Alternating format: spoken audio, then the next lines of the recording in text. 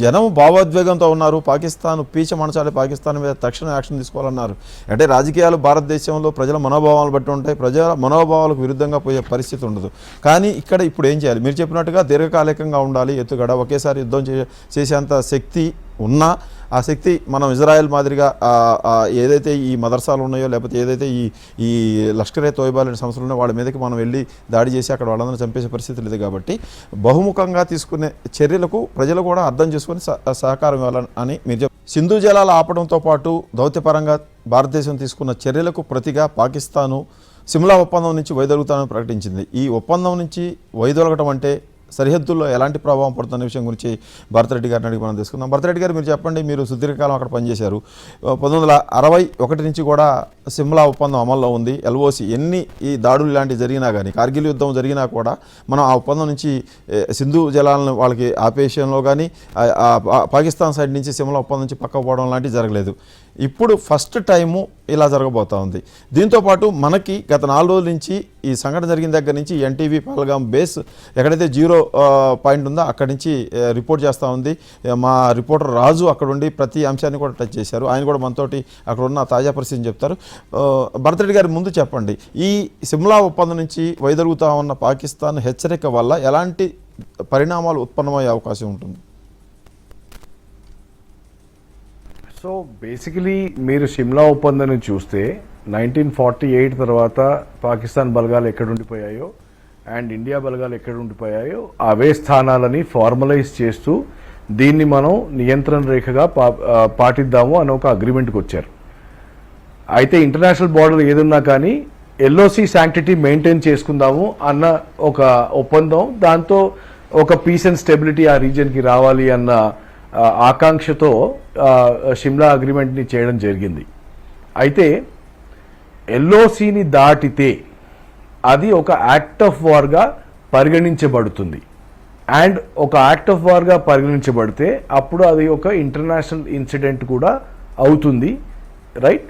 So ఇది మనం గుర్తుంచుకోవాలి. ఇన్ఫ్యాక్ట్ మీకు గుర్తుంటే కార్గిల్ వార్లో కూడా ఎప్పుడైతే పాకిస్తాన్ ఆర్మీ కార్గిల్లో చొరబడిందో అప్పుడు కూడా మనం ఎల్ఓసి యొక్క శాంక్టిటీ అంటే షిమ్లా అగ్రిమెంట్ యొక్క శాంక్టిటీని మనం బ్రేక్ చేయలేదు. అండ్ మనం పాకిస్తాన్ భూభాగంలోకి అంటే ఎల్ఓసి క్రాస్ చేసి వెళ్ళలేదు to basically not have any escalation.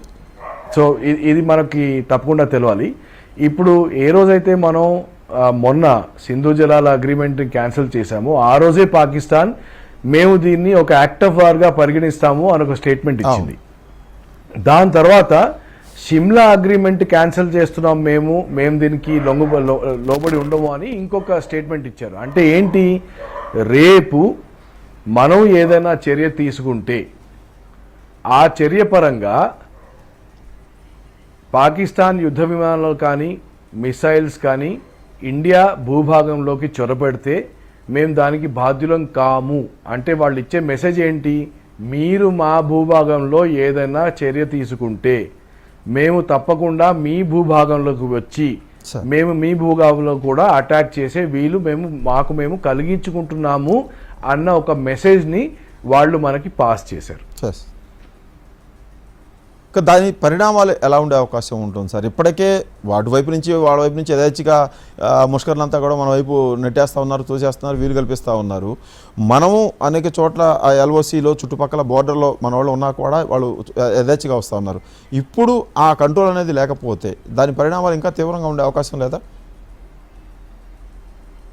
లేదండి, don't look it like that. See, మీకు ముష్కరులు ఎవరైతే పాకిస్తాన్ నుంచి వస్తారో, పాకిస్తాన్ స్పాన్సర్డ్ ఇస్లామిక్ టెర్రరిస్ట్స్ ఎవరైతే భారత భూభాగంలోకి వస్తారో వాళ్ళు ఎల్ఓసి వైపు నుంచి వచ్చినప్పుడు అన్నిటికంటే ముఖ్యం మీరు గుర్తుంచుకోవడం అక్కడున్న మంచు కొండలు, అక్కడున్న దట్టమైన అడవులు. అండ్ మీరు అక్కడ ఎంతమందిని మోహరించినా కానీ ఇన్ఫిల్ట్రేషన్ అనేది జరుగుతూనే ఉంటుంది. It is unstoppable because of the terrain. అక్కడ ఉన్న పరిస్థితి, అక్కడ ఉన్న జాగ్రఫిక్ పరిస్థితి అలాంటిది.